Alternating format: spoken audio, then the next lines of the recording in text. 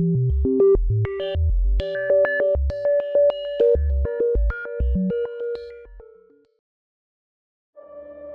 Titanic.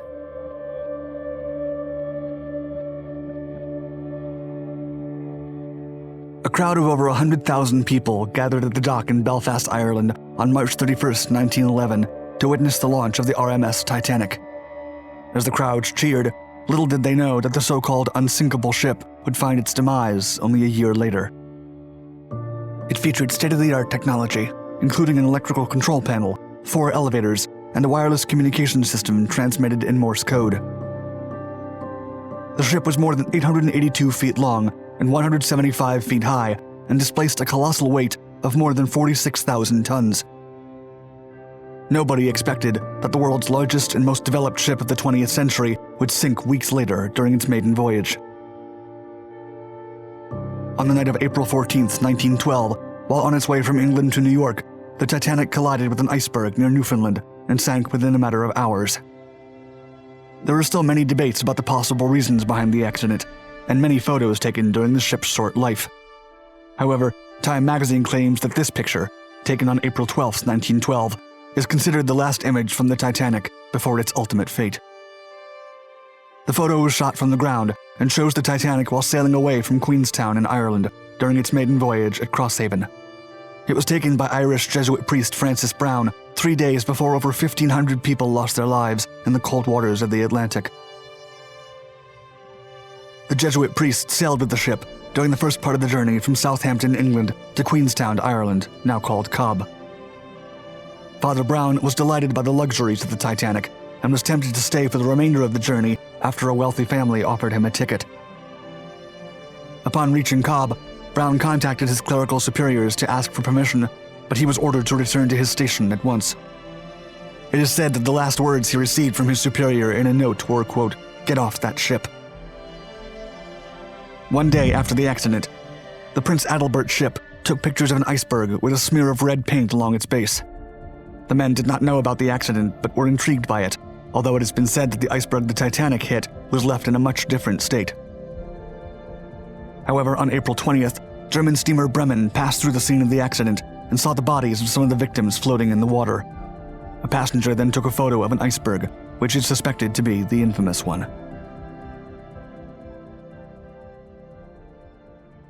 The Iron Horse.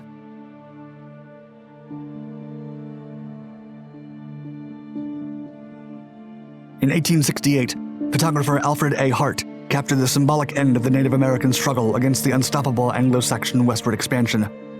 Throughout the years, Hart captured the American dream and desire of expanding westwards to bolster the economy and industrial power of the most advanced country on the entire continent.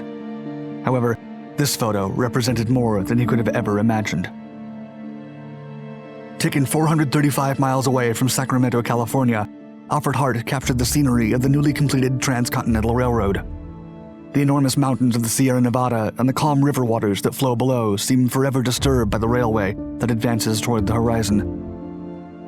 Also, an unknown Native American surveys the panorama from the top of the Palisades as an ominous sign of what's to come for the Indians.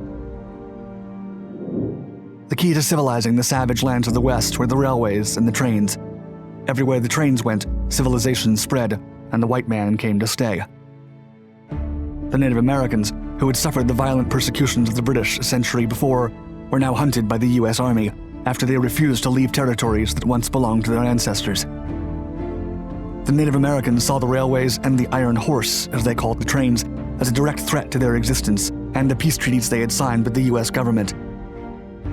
War parties were assembled to defend common land, and the Indians began to attack railroad labor camps to force the companies to withdraw. Despite their bravery and commitment, the Indians were pushed back by the army and law enforcement. But resilient as they were, the natives kept coming back. As a result, the government approved the mass killing of millions of bison. These animals were sacred for the Indians and their primary source of food. The bison almost went extinct, and the Indians were further secluded into reservations where their soil was not productive. Hart's collection of pictures would go on to reflect the importance of railroads in the western U.S. and the last days of the legend of the Old West. Conquering the South Pole.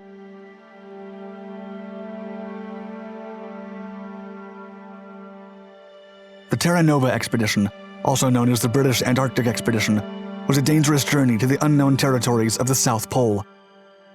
The race to become the first men to reach the South Pole saw two opposing sides fighting the adversarial weather and ambiance of the Earth's coldest regions.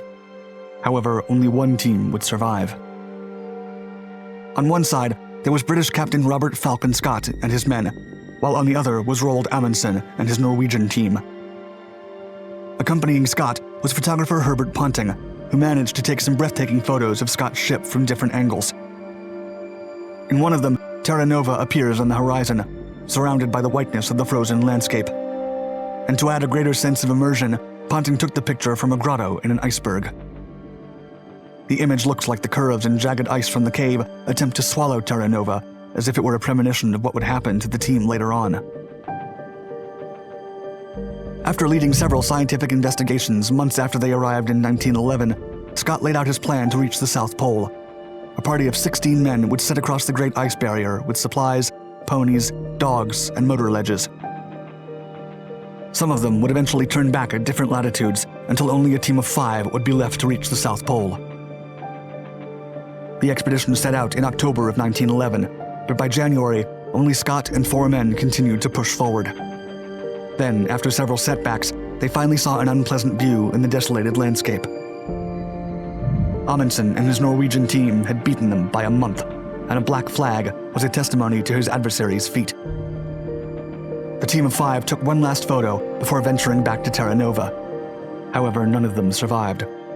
One by one, the 5 men succumbed to the extreme weather, and their bodies were found 8 months later. Scott's last diary entry read, quote, "We shall stick it out to the end, but we are getting weaker, of course, and the end could not be far. It seems a pity, but I do not think I can write more. R. Scott, last entry. For God's sake, look after our people."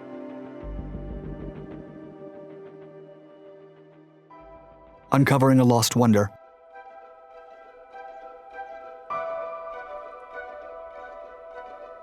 The breathtaking city of Machu Picchu, Peru, was built around 1450 as an estate for Inca Emperor Pachacuti. After waging savage wars against adversary tribes, the Incan Empire was unified under an iron grip, and its people began to reap the benefits from becoming the victors. However, more uprisings erupted in the following decades to get rid of the Incas, and when the Spanish conquistadors finally arrived in the 1530s, a civil war had recently exploded. Following the steps of Mexico's conqueror Herman Cortés, Francisco Pizarro united the rival tribes and subjugated the Incan Empire. Then, 100 years after its conquest, the city of Machu Picchu was abandoned. Thick grass and foliage slowly covered the town and eventually hid it in the mountains. It was not until 1911 that American historian Hiram Bingham discovered the ruins of the sacred city.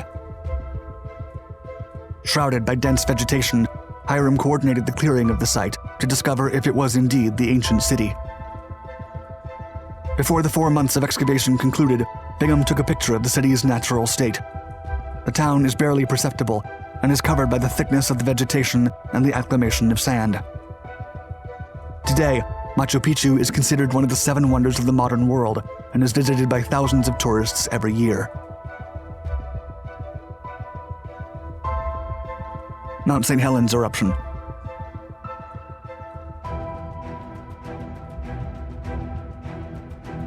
David Alexander Johnston was an American Geological Survey volcanologist from the U.S. Geological Survey when Mount St. Helens erupted on May 18, 1980.